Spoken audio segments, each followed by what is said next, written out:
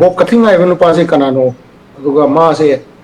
India, Indiana, cannot Kanda, British India, Tado, Matumai, Masida, China India conflict a career or long guys, Kangum Sang. Bob Kathing, Maming, as you say, Raling now, Kathing Avenue. Now Kathing Avenue pass cool the 1912 to Popone. Ma 1912 the Poga Namase, Armigi, journey. अकोई के कनो जुने माँ से पद्मश्री नहीं को दिया तो का ब्रिटिश की गैलेंट्री अवार्ड चौबा ब्रिटिश की गैलेंट्री अवार्ड चौबा क्या अम्म फंगर वाई था अकोई की गैलेंट्री सर्टिफिकेट सी इंसी का इसे फंगर नुपा मने माँ ने लोगी बरोल से माँ से डिप्लोमेट अम्म वही ना कनो की मतम दुगी आसाम की गवर्नर डोनाल्ड ट्रम्प की कमान मकादा तो उधर मकादा माँ ने तवांग हाई वा जगह सी इंडिया दा तीन मदा चौबा तवांग लोग बुना कसी की अरुणाचल प्रदेश की स्ट्रक्चर से China ga India ga conflict lai matam da sem matam da chau thau dang logi bu pa mane adu masida akoina yeng ba yari si kai no ai kan da government of India na music notice da local lai ba interest si gi manung da akoi gi Manipur gi ga ni ko ngarang prime minister na ngasi unity day bangkok da tamo akoi gi local newspaper da record tau da bu yaw gra ma le adu bu masai mang na hai gi si India na border lam sing si da inci ema bawa lam inci ema mang bayar wae nama nang prime minister na hai wo prime minister na hai sih matung ina koi China India corridor dari interest am lobby bas maina koi ki Manipur China ko Manipur Myanmar corridor se su notice ki Myanmar corridor India Myanmar corridor se su maru ina Manipur right tare ko si jaga se su koi lam ki conflict se pasana interest lawan ni hai tare sum yeng mo matam da notice chawkhat na bona ba na ta notice punjan ba notice India da punjalan ki ba चौथ उदाम लौर मजे होजिके major बोक कथिंग आइबा सी नुफा सिसु अमने high तारे दो notice की मीसिंग ना हाइबा notice ना India की तम लौरम बा थौदांग सिंगसिगा नोटिस ना कनो इंडिया ना नोटिस ता येंग को मियंग सिंगा अनि सिगी खेना बजे अदुगे मथिक यामना याम थिन ले हाइ ताय अखोइस दा होजे कॉन्फ्लिक्ट का ले बसिदी कैंता कहनी ना चुंबिदबा अदुम मोय तौसजनी दा लोशन जनी गायना थंबा मानबै मो अदुबो लमदी इंडिया की ने हाइबा को अदुबो सुमाइना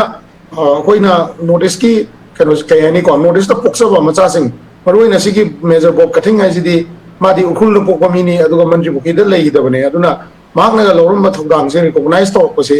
यामना नुवाई अदुबु तौदबु नगाई चिन्नाव सिंगी मणिपुरी सिंगी मितै सिंगी अदुगा पुलुप अपुनबा मणिपुर की ट्राइबल फ्रूट चिन्नाव मयाम सिंगी वने याम नुवाईबा नुमित ने हाइतारे तौदबु सिदगी ना गवर्नमेंट ऑफ इंडिया ना होजिक लेइबा मणिपुर की स्ट्रक्चर से काइदनावा Manipur da leiba political system je chumthokna ba chumba thaudang sing je lauba hitragadi Manipur da adu amadi notice ta yamna mating thokwa chang thokwa mi me amam lei sina government of India gi against the leithoki ta di masi government of India gi mangja oirakani aduna masai gi India na masai aina jai jab do prime minister na ram kero da wanga matam da integrity day gi matang da unity day gi matang da wanga matam da bhag na haiba पल्लीबा वाहिसिंग दो थबक तो थोपम चगे अदे अखोई मरक्ता भारत की खरा support तो मीसिंग जिना honour सुम तौबा पद्मश्री गुम सुम पीबा अदुगा अखोई लम जिना नोटिस मु चपनाना इंडिया गा चपनाना चखलनगनी मेनलैंड सिटी सिंगम चपनाना चखलनगनी हारेगा इरांग दिसुम लोशन दबिदा थंबसे सिटी याम काइनि गाइने नाइ सुमाइन तमजगे खुलाई बाइबा चिनाउ सिंग से को अखोई खुलाई बाइबा चिनाउ सिंग से तारदि मोय सावदा को आइगोना वो पुगा पुयाइ को अदुबो मसे असेंग ने प्रजा मयामना सपोर्ट होगा सेम गिबा लेहन गिबने लम्मे लदी प्रजा मयाम चंगन मुथत पताम मणिपुर अपुनबगी खोलाउदा मणिपुर काइबे यारोय हाइबगी खोलाउदा थोखिबगुम लोय तौबने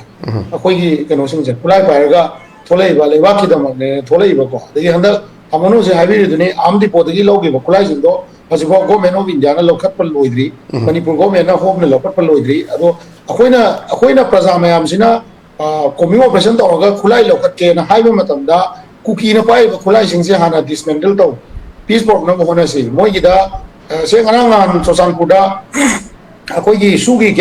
केम दा सिक रेजिमेंट ने बीएसएफ ने मोइ मैम संगगा केम मनुंग दा इंस्पेक्शन तौके तौ कांदा मोइगी कुकी नुपी मैम थोलागा थचलगा इंस्पेक्शन तौहनगी देबा सिगी कंडीशन सिदा अखोइगी सिदा इम्फाल मनुंग दा नत्रगा पेरीफेरी एरिया दा लेइबा खुलाई पाइबा सिंसे प्रजा मयाम सिना चलो नोइ खुलाई तो पिकेट करसी यारे होजी अखोइ सरकार थाजब थम यारे ना हाइबो तादी मदु याम फजदबा अमु काफर को मतम दा प्रजा दो उजले हाइबगी अखोइ प्रजा मसेन ना नापक ताबे याबगी कंडीशन हम लेइबा हाइ तारे अदुना मरम होय कांदा प्रजा ना होजी पाउदा खुलाई पाइबा सिंसे खंग लेरगसु अखोइना सिदा लेरमने मसी फादोक्सी नत्रगा लखलनगसी पिथोक्रासी हाइबा वखन जे हाइदबनेबा aduda sida tongan khulai pairiba singjina mingna manipur apunbagi mingda tholokwa thabakna marnai tokwa aduga ngasagi kayani ko akoigi sumba community masen nuaina danaba fuba chaiba thabak chathaba somdana CSO mayamna kangpok pilambi se langba yanaba adagi ngasagi government gi level da su ngasagi tribal mayam gi MLA singjiga wari sanana bohonaba tawringai sida tongan ba manipur se frup yam manina ngasagi frup amagi mida fazana wari sanaraga tawga yaba thabak singdo khutnung yaunadana yam thina fuba chaiba watpa tawse masi akoi gi manipur thugaibada moisu saru ama yaurine na sumaina khanba yamjane aduna masidi akoina semjagibni akoina yaraga khulai paihangibni aduna akoina yaraga moi khulai se amu miyam sina yaraga moina pairiba khulai se achumbarom da sinna trabina makoi se kadai lei gibno thidokna masi thokidaba nate ko masi ningsang biu ko akoi gi kenoda lamlai somda kemam leiram bane KCP gi ko yam chawba kemam leiram ni ko praja mayam lamlai praja mayam changaga thugaga mai thadok kibani ko adugumba thokdok thokidaba nate adagi praja marakta khulai paiba lei matamda nupi angang yamna otpa naiba adagi akoigi kayani ko sen thungi demand yam chathalakwa masi akoigi dukan macha mi samna yam chau dukan su nataba business yam chau to su nataba aduga magi contribution ju khaiba lakpa matamda adum mateng pangdra haptana lan manung sida chaba thindana thakna mayam sigi hona minadna leiba mi singduda ongkhalaga mutorok paibse masi India government na pamiba praja ga khulai pai gi marakta khenaba adagi wakhal manadaba khanaba thoganna honabsida moisu yauna changsalaka yausalaga di madu moi agent malakwa ma yaukpanina lekai da leiba akoigi club maira paibi itin naw sing se samna da uripok apun malukna moi adumda lakwa demand punama uripok apun malukna thengnani demand to yaroi adudagi kainona kurai gi apun club na to yaroi gain haise sumba mathang tholokpa taragadi moi gi mathakta yamna thasada mawong ama lakani haibase masi moina kangum thoi aduna yam toina sumaina thokuse maruina semai mai da akoi leiba club ada ichil naw sing mayam sina yengjanba ama dakar oi adudagi ama umda sum yeng taragadi arambai tengol na sengdore ido masai aina sai jabdune apunba manipur gi ngaknaba manipur kaibi aroi haibagi wakhalonda tholokpa mayam da badnam bisan bese masina kamai to the Ministry of Home da aranba message ama chatwa adudagi akoigi paliba lengak sida khulai singje lokat tabida thamaga geng wena sinna re gaina somna gandagi intelligence message thajanba sina impression yam thialakanda mayam manipur miyam na pamna da ba aspa adudagi atopa darkonian oiba ek singje amuk panjalaga manipur bu amu na mikha pon bagi hosi khara pangjari ba ning tamse mikha pon bagi mong da amuk lehan ba adu ma lalong da chang mase miyam punna hubna thingmina ba ma daga oibra hai je ismain tamjagi thanse ko akoigi manipur chief minister oigina magi oina di marai ba yam fa daw yam yaban mi dai tare ni ko kai no adi mana tawang da le ngai da kano defense minister Rajnath Singh ne adagi chief of army staff to maga the function yaumine ko adu yaumina bagi tanza dugi yaka da hai tai ko somda manipur da BSF ka kari karana operation jathabada CRPF BSF adagi ai ngamda secret men yong no male ko moina operation jathabada rocket power phangi fuse ko mase mangonda di yamna solid oiba proof ama mangonda yamna kahani ko chapchaba army chief to da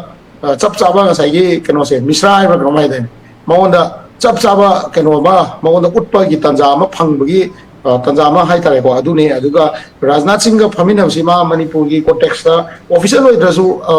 on record natrasu wari wahi khara di soidana tongram ga male madugi opportunity duga tholei ba tawduk si yam chana vai tare samna da PC na si mana Assam Rifle gi DG oingai manung duda manipur da sugumba irang ama prepare to we have say mongonda intelligence report pazana Assam Rifle gi downline me amduna mongonda inform to bazala aduga masagi army chief ta mana kenoda akoi gi talk show ma da mana haiba matamda moida somda drone bombing adu da leite ha bisu magi downline me amduna mongonda inform to bazala maram di top brass to phamba haiba sidi ai gi manakta lakatoi sidi certain report khara katane ba da masagi aina phamdingai da magi PA da natraga mai PRO kai ka da inform di tawngoni through IG tawngoni ko da ai manipur context da waina ta di kai haibi age haibu da moina khumjal laga hai tare ko Assam Rifle gi somda leiba natraga army gi somda leiba general jingira khumjal laga mongonda report ha matam da yamna brief oiba report ma kasu hangoi natraga ma prepare to hodam jala adugum magi matang da oi badam male adugu matam na sakini hoi kitang kai ni chahi yankai chama mamang dagi ꯑꯩꯈꯣꯏꯅ ꯂꯝꯁꯦ ꯃꯨꯟꯒꯗꯣꯏꯅꯦꯅ ꯂꯥꯛꯄ agenda ꯂꯩꯕ ꯐꯨꯔꯨꯞ ꯑꯃꯒ ꯃꯩꯇꯩꯒꯨꯝꯕ ꯏꯆꯝ ꯆꯝꯅ ꯍꯤꯡꯖꯕ ꯍꯥꯏꯇꯥꯔꯦꯀꯣ ꯉꯁꯥꯏꯒꯤ ꯃꯥꯒꯤ ꯆꯥꯐꯝ ꯊꯣꯡꯕ ꯈꯔ ꯆꯥꯔꯒ ꯑꯩꯈꯣꯏꯒꯤ ꯔꯥꯖꯅꯤꯇꯤꯗꯁꯨ ꯌꯥꯝ ꯀꯥ ꯍꯦꯟꯅ ꯀꯩꯅꯣ ꯑꯣꯏꯗꯦ ꯀꯩ ꯍꯥꯏꯅꯤ ꯄ꯭ꯔꯤꯄꯦꯔꯦꯁꯟꯁꯦ ꯂꯩꯇꯦꯕ ꯑꯩꯈꯣꯏ ꯐ꯭ꯌꯨꯆꯔ ꯄ꯭ꯔꯤꯄꯦꯔꯦꯁꯟ ꯂꯩꯇꯦ ꯍꯧꯖꯤꯛ 27ꯗ ꯗꯤꯂꯤꯃꯤꯇꯦꯁꯟ ꯇꯧꯅꯤꯅ ꯂꯩꯔꯤꯁꯦ ꯑꯩꯈꯣꯏꯒꯤ ꯀꯣꯟꯁꯇꯤꯇ꯭ꯌꯨꯁꯟꯁꯤ 10 ꯍꯦꯟꯅ ꯃꯥꯡꯒꯗꯣꯏꯅꯤ ꯃꯁꯤ ꯑꯩꯈꯣꯏ ꯀꯟꯕ ꯉꯝꯅꯤ ꯅꯠꯇ꯭ꯔꯒ ꯉꯝꯃꯣꯏ ꯍꯥꯏꯕ ꯂꯩ ꯄꯣꯠꯇꯦ ꯑꯗꯨꯕꯨ ꯂꯣꯅ ꯇꯧꯖꯔꯛꯄ ꯄꯣꯠꯅꯤ ꯃꯗꯨ ꯑꯩꯈꯣꯏ ꯑꯗꯨꯝ ꯊꯦꯡꯅꯗꯧ ꯂꯩꯔꯕꯅꯦꯅ ꯈꯜꯂꯒ ꯐꯝꯃꯤꯕ ꯃꯩꯇꯩꯅꯦꯕ ꯑꯗꯒꯤ ꯀꯨꯀꯤꯁꯤꯡꯅ ꯉꯁꯥꯏ ꯍꯥꯏꯕꯤꯔꯤꯕ ꯂꯤꯌꯥꯡꯃꯥꯏꯒꯤ ꯀꯔꯤꯒꯤ ꯇꯧꯕꯗ ꯍꯧꯖꯤꯛ ꯃꯣꯏꯅ ꯁꯤꯗ ꯆꯠꯄ ꯌꯥꯔꯣꯏꯒ ꯌꯥꯅꯤꯒ ꯑꯗꯨ ꯀꯥꯏꯅ ꯃꯣꯏꯅ ꯇꯥꯈꯠꯇꯅ ꯁꯤꯗꯩꯗ ꯀꯩꯁꯨ ꯅꯠꯇꯕ ꯐꯨꯔꯨꯞ ꯃꯤ ꯂꯥꯛ ꯈꯔ ꯈꯛꯇꯪ ꯂꯩꯕ ꯃꯣꯏꯅ ꯃꯤꯒꯤ ꯂꯥꯛ 15 ꯂꯩꯕ ꯃꯤ ꯃꯁꯤꯡ ꯂꯩꯕ ꯐꯨꯔꯨꯞꯁꯤꯗ ꯂꯝꯕꯤꯒ ꯆꯠꯍꯟꯗꯗꯅ ꯈꯣꯠꯇꯅ ꯇꯧꯔꯤꯁꯦ ꯁꯤ ꯃꯌꯥꯝꯁꯦ ꯑꯩꯈꯣꯏ ꯃꯩꯇꯩꯗꯤ ꯌꯦꯡꯉꯒ ꯂꯥꯛꯄ ꯉꯥꯛꯇꯅꯦꯕ ꯑꯗꯣ ꯍꯟꯗꯛ ꯈꯛꯇꯅꯦ ꯑꯩꯈꯣꯏꯅ ꯈꯔ ꯔꯤꯇꯥꯂꯤꯌꯦꯠ ꯈꯔ ꯇꯧꯔꯛꯏꯁꯦꯀꯣ ꯍꯥꯏꯕꯗꯤ ꯃꯣꯏꯒꯤꯁꯦ ꯍꯦꯟꯃꯟꯈ꯭ꯔꯦ ꯍꯥꯏꯗꯅ ꯑꯩꯈꯣꯏ ꯔꯤꯇꯥꯂꯤꯌꯦꯠ ꯇꯧꯔꯛꯄꯅꯦ ꯑꯗ ꯉꯁꯥꯏꯒꯤ ꯃꯣꯏꯅ ꯄ꯭ꯔꯤꯄꯦꯌꯔ ꯇꯧꯔꯝꯕ ꯆꯍꯤ 15 ꯀꯨꯟ ꯃꯃꯥꯡꯗꯩ ꯄ꯭ꯔꯤꯄꯦꯌर ꯇꯧꯔꯒ ꯑꯩꯈꯣꯏꯅ ꯁꯤꯗꯤ ꯍꯦꯟꯃꯜꯂꯦꯅꯦ ꯑꯩꯈꯣꯏ ꯉꯁꯤ ꯔꯤꯌꯦꯛ ꯇꯧꯗꯗꯤ ꯌꯥꯔꯣꯏ ꯍꯥꯏꯕꯁꯤꯒ ꯔꯤꯌꯦꯛꯁꯟꯒꯤ ꯃꯣꯗꯦꯜꯁꯦ ꯈꯤꯇꯪꯗꯤ ꯈꯦꯠꯅꯅꯤ ꯑꯗꯨꯕꯨ ꯌꯥꯝ ꯇꯞꯅ ꯇꯞꯅ ꯍꯥꯏꯕ ꯇꯥꯔꯦꯀꯣ ꯇꯞꯅ ꯇꯞꯅ ꯉꯁꯥꯏꯒꯤ ꯑꯩꯈꯣꯏꯒꯤ ꯀꯩꯅꯣꯁꯦ ꯑꯣꯏꯔꯛꯏꯕ ꯐꯤꯕꯝ ꯑꯗꯒꯤ ꯇꯧꯔꯛꯀꯗꯕ ꯄꯣꯠ ꯁꯤ ꯃꯌꯥꯝꯁꯦ ꯆꯞ ꯆꯥꯕꯗꯣ ꯈꯪꯕꯒꯤ ꯇꯥꯟꯖꯥꯗꯨꯗꯤ ꯁꯣꯏꯗꯅ ꯐꯪꯉꯛꯀꯅꯤ ꯍꯥꯏꯕꯁꯦ ꯁꯤ ꯐꯪꯉꯛꯏꯁꯤꯅꯤ ꯑꯗꯨꯒ ꯖꯣꯏꯗꯤ ꯑꯆꯨꯝꯕꯅ ꯁꯨꯝ ꯑꯣꯏꯅꯤ ꯑꯩꯈꯣꯏꯗ ꯈꯔ ꯋꯥꯕ ꯋꯥꯅꯤ ꯑꯗꯨꯒ ꯍꯧꯖꯤꯛ ꯂꯩꯔꯤꯕ ꯀꯟꯗꯤꯁꯟꯁꯤꯗ ꯒꯚꯔꯟꯃꯦꯟꯠ ꯑꯣꯐ ꯏꯟꯗꯤꯌꯥꯅ ꯈꯪꯕꯤꯗꯕ ꯑꯩꯈꯣꯏꯗ ꯅꯨꯡꯉꯥꯏꯖꯗꯕ ꯉꯁꯥꯏ ꯏꯆꯤꯟ ꯏꯅꯥꯎ ꯉꯁꯥꯏ ꯋꯥꯔꯤ ꯁꯥꯟꯅꯕꯗ ꯄꯟꯅꯈꯤꯕ ꯑꯩꯈꯣꯏꯒꯤ ꯇꯦꯔꯤꯇꯣꯔꯤꯁꯤ ꯑꯩꯈꯣꯏꯗ ꯍꯦꯕꯤꯠ ꯆꯨꯍꯟꯒꯦ ꯇꯧꯕꯒꯤ ꯃꯑꯣꯡ ꯑꯃ ꯑꯣꯏꯔꯛꯄ ꯑꯗꯨꯒ ꯑꯩꯈꯣꯏꯒꯤ ꯏꯟꯗꯤꯖꯤꯅꯁ ꯇ꯭ꯔꯥꯏꯕꯁꯤꯡꯁꯤꯒ ꯑꯩꯈꯣꯏꯒ ꯔꯤꯂꯦꯁꯟ ꯊꯨꯒꯥꯏꯔꯛꯄ ꯐꯠꯂꯛꯇꯕ ꯑꯗꯨꯒ ꯑꯩꯈꯣꯏꯅꯁꯨ ꯏꯟꯗꯤꯖꯤꯅꯁ ꯇ꯭ꯔꯥꯏꯕꯁꯤꯡꯁꯤꯕꯨ ꯃꯩꯇꯩꯅ ꯑꯆꯧꯕ ꯐꯨꯔꯨꯞ ꯑꯃ ꯑꯣꯏꯅ ꯆꯍꯤ 2.5 3 ꯑꯩꯈꯣꯏꯅ ꯂꯨꯆꯤꯡꯉꯒ ꯂꯥꯛꯄꯁꯤ ꯑꯣꯏꯅ ꯏꯟꯗꯤꯖꯤꯅꯁ ꯐꯨꯔꯨꯞꯁꯤꯡꯁꯤ ꯃꯅꯤꯄꯨꯔꯒꯤ ꯋꯥꯈꯜꯂꯣꯟꯗ ꯑꯄꯨꯟꯕ ꯃꯅꯤꯄꯨꯔꯒꯤ ꯋꯥꯈꯜꯂꯣꯟꯗ ꯋꯥ ꯉꯥꯡꯍꯟꯕꯗ ꯄꯥꯡꯒꯟ ꯊꯣꯛꯇꯕꯁꯦ ꯃꯁꯤꯗꯒꯤ ꯍꯦꯟꯅ ꯂꯥꯏꯕꯛ ꯊꯤꯕ ꯂꯩꯇꯦꯅ ꯑꯩ ꯁꯨꯃꯥꯏꯅ ꯊꯝꯖꯒꯦ